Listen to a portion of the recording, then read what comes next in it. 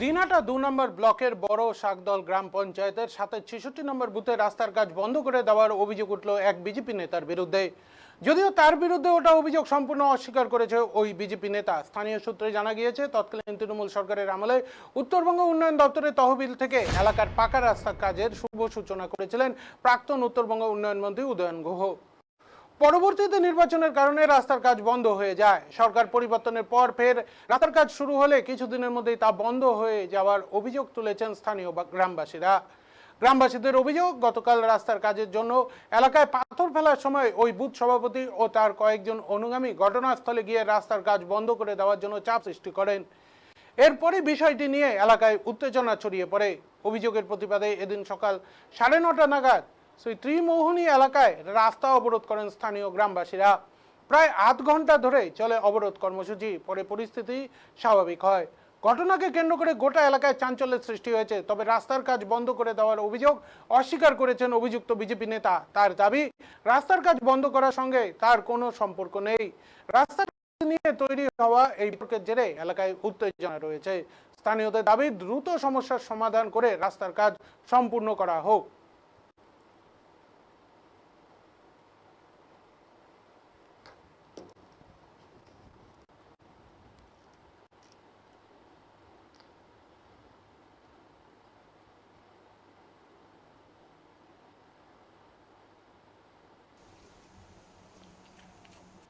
সভাপতি আসুক, তারপরে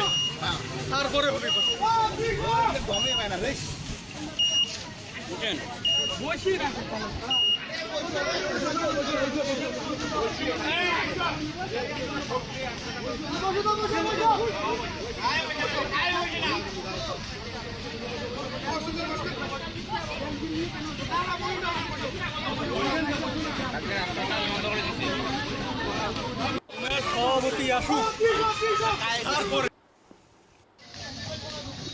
আমাদের তৃণমূল থাকাকালীন আমাদের বড় সর্দার অঞ্চল ৬৭ নং বিধানসভা ৬৬ নম্বর বুথ দীর্ঘদিন থেকে রাস্তাটা তৃণমূল আমলের রাস্তাটা হয়েছে। সেই রাস্তাটার মধ্যে কমপ্লিট হয়নি। সেই রাস্তাটা বেড মেটাল করা আছে এবং বেড মেটাল করার জন্য মাঝে মাঝে কিছু গর্ত জমে গেছে। সেই গর্তটা রিপেয়ারিং করার জন্য আমরা কালকে কাজে ধরছি এবং আমাদের এমএলএ সাহেবকেও আমরা পারমিশন নিয়ে জানাচ্ছি। তারপরেও কিছু বিজেপি নেতৃত্ব এসে কালকে কাজ বন্ধ করে দিচ্ছে। কারা ছিল? এখানে ছিল পরাণের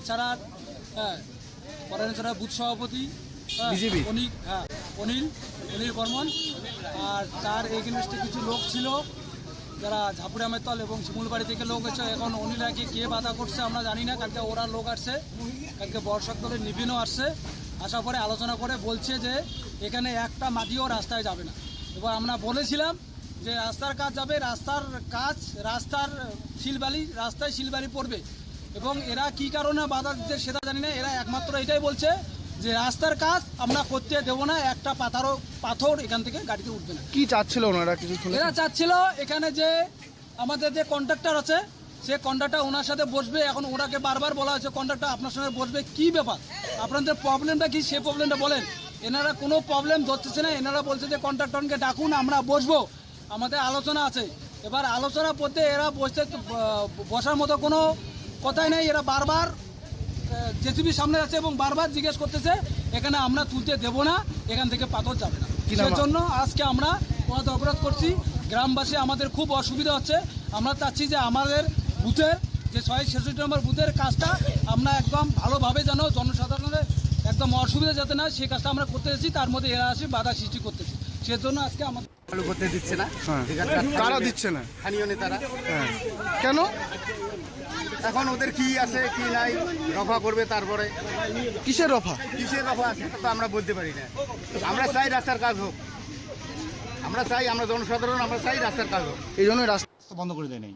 আমরা শুনবো কন্ট্রাক্টরে কোথাও কোথাও কালভার্ট হচ্ছে, কোথাও কোথাও বাসের চাকার হচ্ছে, এই নিয়ে আমরা কন্ট্রাক্টরে শুনবো।